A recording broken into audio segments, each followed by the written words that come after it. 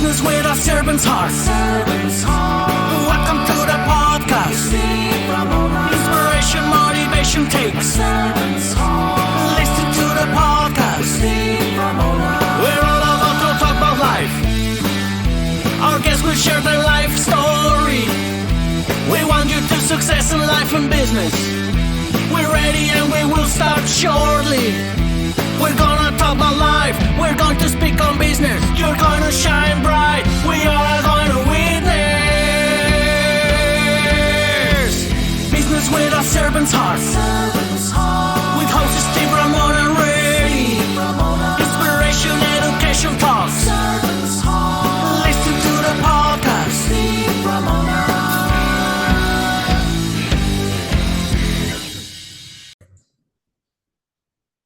Welcome, everyone, to Doing Business with a Servant's Heart podcast. I'm your host, Steve Ramona. I'm fired up today.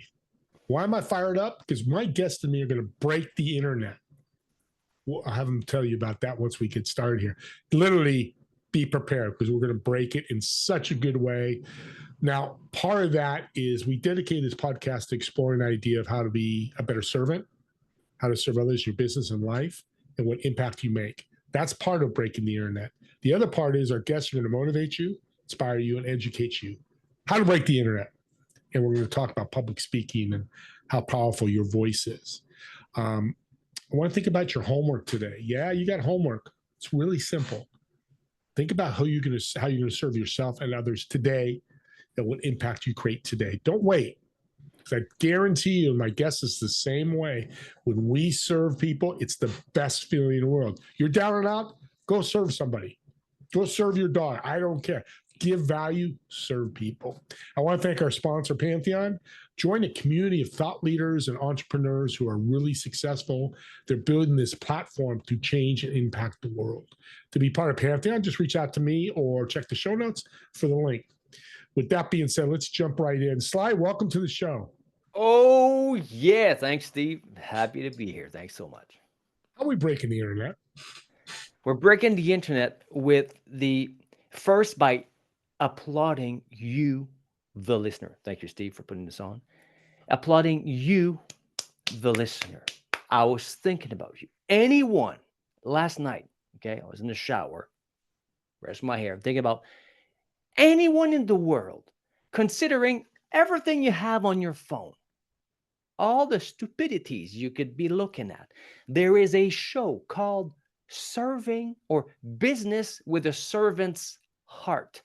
When you see this and you self-identify as, I, as in you, have a servant's heart and I'm in business, meaning you're an honest entrepreneur. You actually care about your clients. You want to do good. Wow, what a concept. Let's actually help our clients. You, my friend, listening to this show is for you. We want to make you more persuasive. We want to make you win. The whole thing is about making honest people, business owners with a servant's heart. I don't see it any better than this.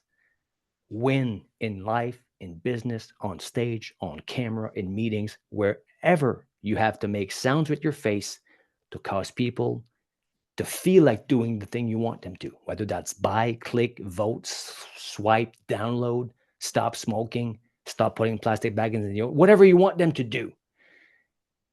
You deserve to win. This goodness you have in you that forces you to wake up in the morning, kick butt, take names, get punched in the face, get up again, fall on your face, get up again, and keep going. Somebody needs to applaud you. So this is it. Just Beautiful. You as is with nothing else. Let's get you winning. It's a beautiful message. That leads to, people with public speaking. And to me, private speaking too in your life. What inspired you to do that? Man. Oh, Steve, first time I hear the word private speaking, I love it so much because now I help people crush the stage, okay? Public speaking and have six-figure days from live and virtual stages. Public speaking, speaking on podcast, public speaking. But I love the term private. I could not even speak in private before. I spent decades as a chronic stutterer. In French, un bec chronique. That means I could not even make a damn sound with my face. Like that in French. And now I'm coaching international keynote speakers, national trainers, and TV hosts in English. What happened there? So I love, first time I hear the word private speaking.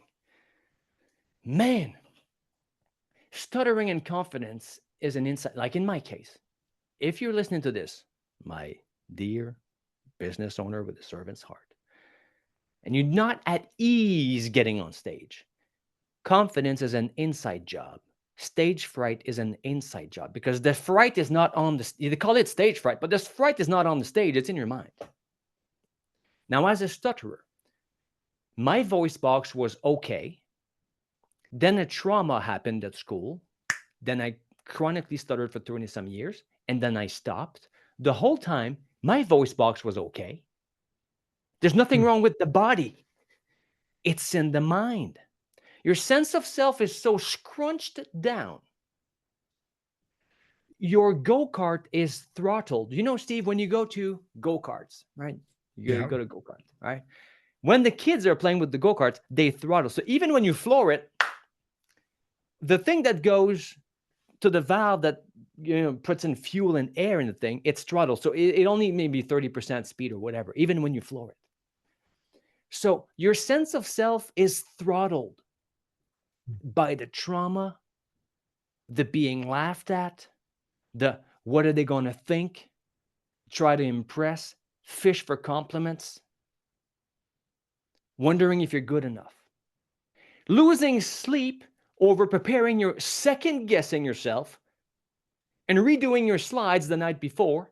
So you lose sleep and then you bomb because you didn't sleep well, which reinforces the cycle of, see, I told you I sucked at this, puts you in further in a small sense of self. It's an inside job of undenting your sense of self from the inside. Back in the day, right, Steve, remember the good old days when cars used to have metal fenders? Oh, yeah. You get in a fender bender, you take it to the shop, they go from the inside, and they undent the damn thing. Paint job, good to go. So now people start with a presupposition, a bottom line fact of life of, I suck at this, which is terrible to start with. A lot of times starting at 7, 8 years old in school, hey, you suck. You take it personally in the solar plexus. At 7 years old, you don't have the dissociation capacity of knowing that you are an eternal soul embodied for a little while. You don't know that you are consciousness or that you are a higher mind, somehow in charge of a limited body for a while. You think you are the body. So whatever the body feels and is humiliated, it's me, it's personal, it's a thing. And then you grow like a tomato plant, crooked and bent, all the while like this. So then you show up crooked and bent, expecting pain in a shitty state. And then you do a presentation to try to be persuasive to get them to buy your stuff, and you wonder why they don't buy. That's because you're coming in with a weak frame, with a weak performance, and you're asking for it. Yeah. So to have people there, my dear, honest business owner with a servant's heart, if you think somehow that words are going to make you confident, as I was saying with Steve in the pre-show, they've been teaching public speaking courses since at least the sophists in ancient Greece, thousands of years ago, which is, here's what you say, shut your face, memorize that, say it like that, you'll be confident. So then the best thing that happens is you now become confident in those memorized lines for a specific number of time. And then you go practice, also called public humiliation.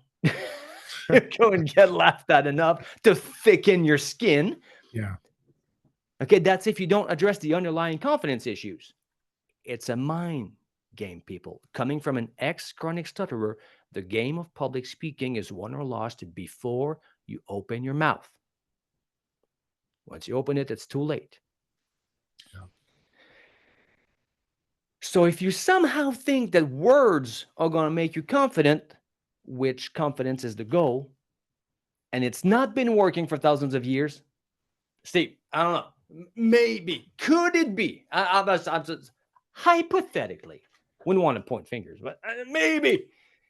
The order's been wrong for thousands of years, and that's why 70% of the world's population are so terrified. I had a guy telling it to me the other day.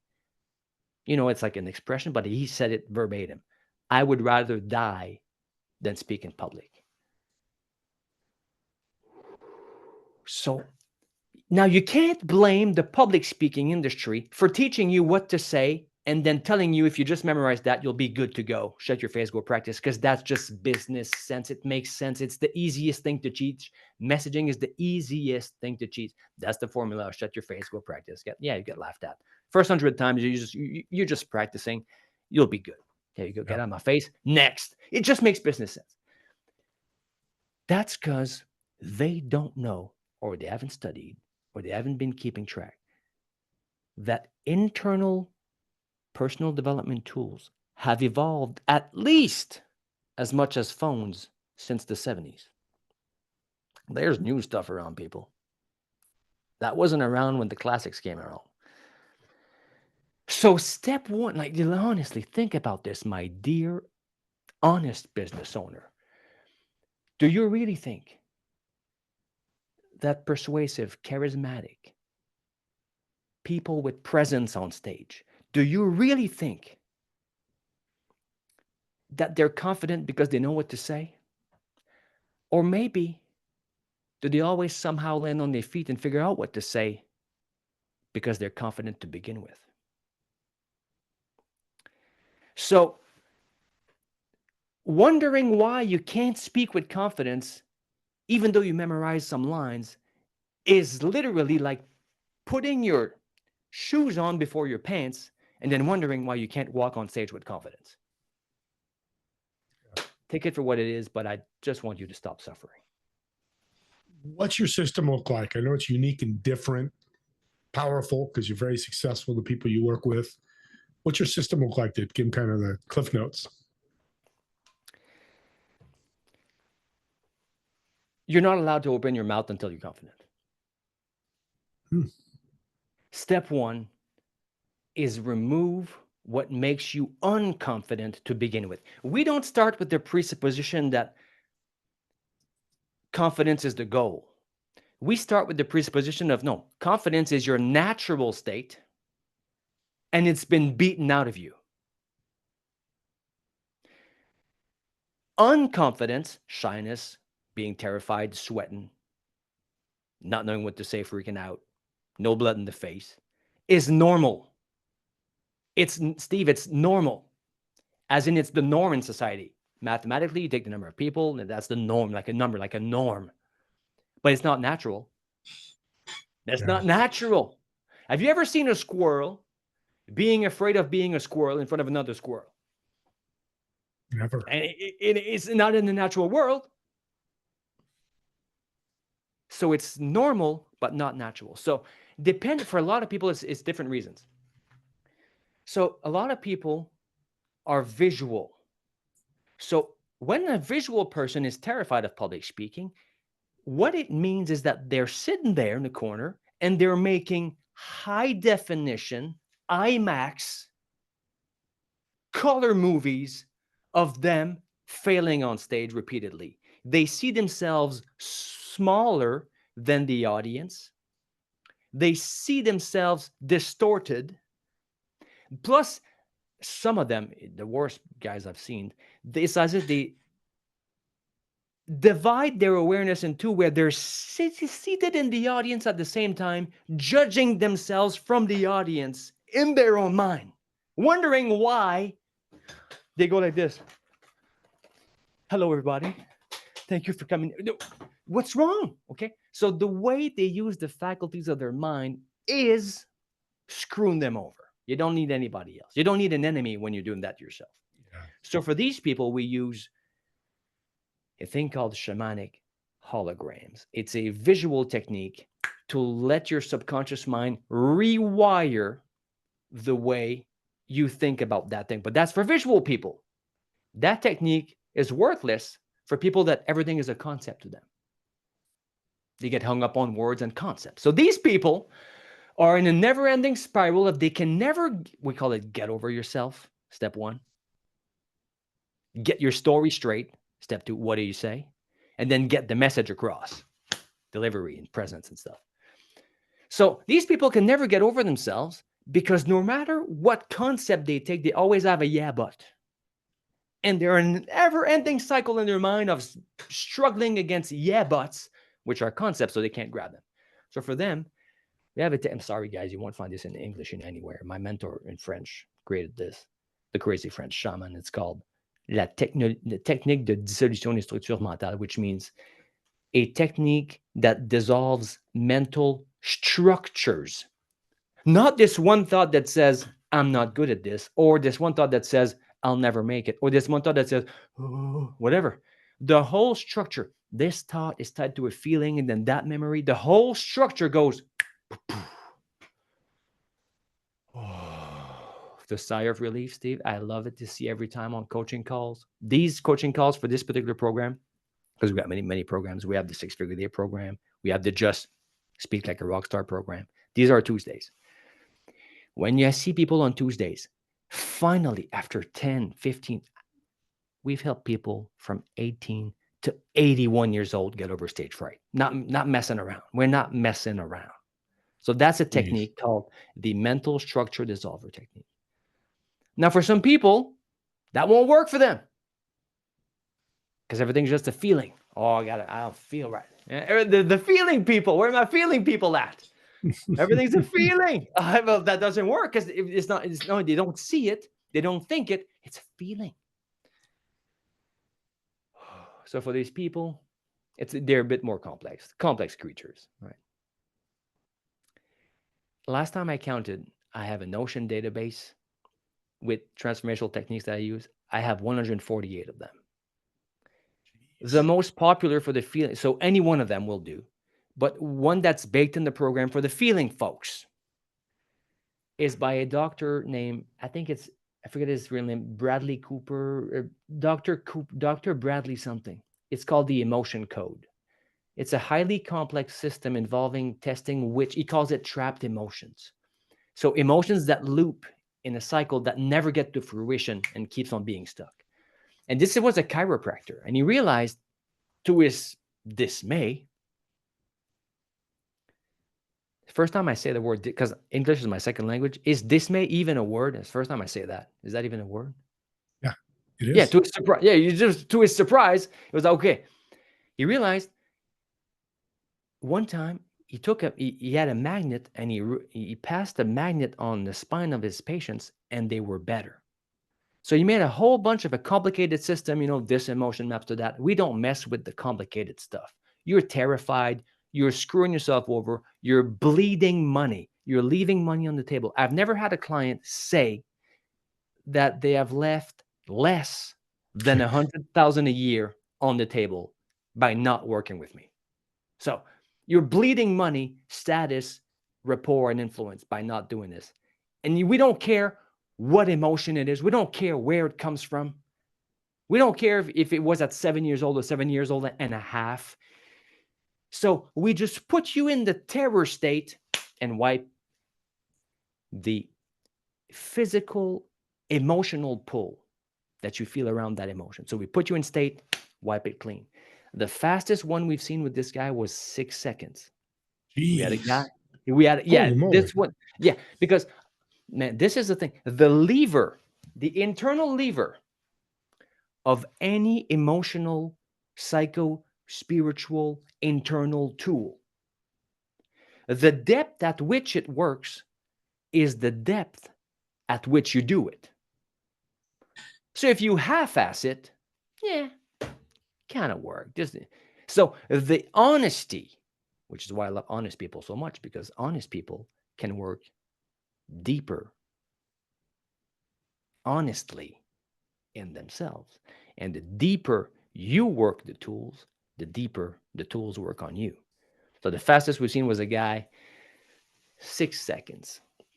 Amazing. This was this was the time when I used to teach musicians how to not suck on stage. Right now I teach business people. Before I used to teach musicians how to rock the stage. And this guy, all his life could not play in front of one person. Okay, could not. Did this 6-second thing. And then for the rest of the year, did a show at the cafeteria once a week, brought his guitar in college at the cafeteria once a week, and purposely would time himself to make sure there was as many people as possible at the cafeteria before starting to play. 6 seconds. Boom. So depending on how you're screwing yourself over, at the confidence piece, which comes before what you say, this is kind of how we do it. So 3 systematized ways for 3 different broad categories. And if that doesn't work, we bring out the power tools. Now, leads to this question I'm thinking about when I talk to people about speaking is scripts and memorization. Yeah. You have a way to eliminate that. Yeah. So I don't have to worry about, oh my God, I got a half-hour speed. I got to memorize all my information. How do you do that? You got to know where you're going. You got to know where you are. You got to know where they are and where you want them to go. As long as you're clear on where the turns are in the race. So it's not a NASCAR race, right? It's not this. There's turns on this thing. There's certain things you need to hit. As long as you're clear on what the transformation needs to be in the mind of the audience, because where does the sale happen? You listening to this, where does the sale happen? Does the sale happen in what you say? Does the sale happen in what you think? Does it happen? Where is it? The sale happens in the mind of the audience. That's the location of the sale happens inside their mind. So we could literally do 3 days on this, okay? Yeah. But okay, it was literally. But just to let me skip ahead a few 100 minutes. Whether you know it or not, when you open your mouth on stage, you are a conversational hypnotist. Because hypnosis is making images, sounds, and feelings in the mind of someone else. It's taking control of their imagination and making transformations in there for them to feel better about themselves, think that they can do it, or have a transformation of some sort. So when you chunk your chunking is the biggest thing in speaking. When you chunk your information based on, okay, they're ready for that step, you keep on moving. Oh, they're ready for that step, you keep on moving. There's a influence continuum. You need to hit some points all the way. You can't take him from nice to meet you, want to get married. There's a sequence of states that need to happen. So we have specific ways of getting through each of the checkpoints, if you will. Yeah. And the gauge, the pressure testing, the pressure testing of where the audience is at on that continuum is what tells you now it's time to move on. Not what you thought you were going to say. Because if you go off a script or memorize, like who here has ever speaking anywhere, that the phone rings, something happens. You had 20 minutes, now it's 30. You had 30, now it's 15. I had a client once. She had 2 talks. 1 week she was supposed to speak to the owner of a chain of pharmacies to get their employees to do what they want them to. And the next week she was supposed to speak to the employees to better do what, all that type of stuff. So that's 2 different talks. So the psycho-emotional checkpoints you need to run through your talk is different. That's not the same talk. It's not the same audience. And she had a specific time. She gets there. The audio tech is not there. So they start late. As they're waiting, they switched the audience on her. She was there to speak to the owners, but it's the employees. Tech is bad. The computer is not working because of a Mac to Windows situation. And some news just came on the news literally that day, which affected the whole industry, like a new law or something. How's your memorized lines again? What do you got going on? Had she not know the formula of how to navigate these turns, she'd be out of the water. She just aced it. And then next week, the same thing. Yeah. And that's such a skill for everything in business, communication, all that across. How you're going to run your marketing. That's a powerful tool. Coming to the end here, we're going to bring you back. We got to have part 2 if you're willing to come back. I'm going to put it out there in the recording audience. You heard it first. Come after, but he'll be back in a couple months. Let's end with a fun question for you. So I've got a reservation at a restaurant table of 4 for you. You're sitting in one of the chairs, the other 3 empty chairs. Who would you invite, whether they're dead or alive? And what kind of food would you order? Lord Jesus Christ, Lord Buddha, Lord Krishna. What food would I order? I don't know. I do whatever they want to eat, but I'd probably go with pad thai. I'm going to eat that. Good conversation food. Good choice. And you obviously like it. That's why. And what a spiritual table. I love that. All different spiritual, not industries, but groups. I'd love to be able to bring a fifth That's chair. the thing, because I really believe you sit these guys at a table, they're not arguing. There's no fight. There's no fight at the top. These guys are not arguing. These are all friends. A lot of empathy, a lot of love flying to that table, to that conversation for sure. Yeah. Sly, thank you for being such an incredible guest. Really motivating, inspiring, educating my audience. I know people are like, how do I get a hold of them? So how can they reach out and connect with you? Can you imagine how good my speaking trainer is with a cheesy name like that, Steve? nextlevelpublicspeaking.com. So it has to be good. So you just go to nextlevelpublicspeaking.com. And in there, there's a masterclass. My assistant is programming it now. I got a new plan. I'm just doing it now. If I do a free masterclass, people register and don't show up. Okay. Now I don't care about it. Like, we make our money partnering with you to create 6-figure days from the stage, rev share deals and stuff like that. So I don't care about your $27 or your $11.50, but that's not how we make money. So new concept, first time I announce it, pay what you want and win the pot. So we just give the money back. So you go to nextlevelpublicspeaking.com. There's a thing, you masterclass, you show up, pay what you want, the donation, and we just keep them. And who is it when you're on the call? We just send it back. We give it in form of prizes, and you just win the pot for being there.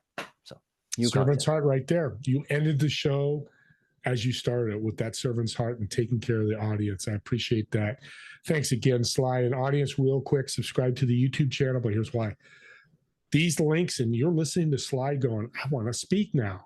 I'm fired up. You can reach out to him or share that link and go, hey, cuz, you were talking about you need more public speaking. You're not as good as you want to be. He's got a website right there. Listen to him for 10 minutes. I guarantee you they're going to jump on the website and probably jump on this free masterclass to learn more how to be successful. Again, Sly, thank you so much. Audience, me and Sly want to thank all of you for watching or listening to this podcast, and we'll see you all in the next episode of Doing Business with a Servant's Heart. Have a great day, everyone.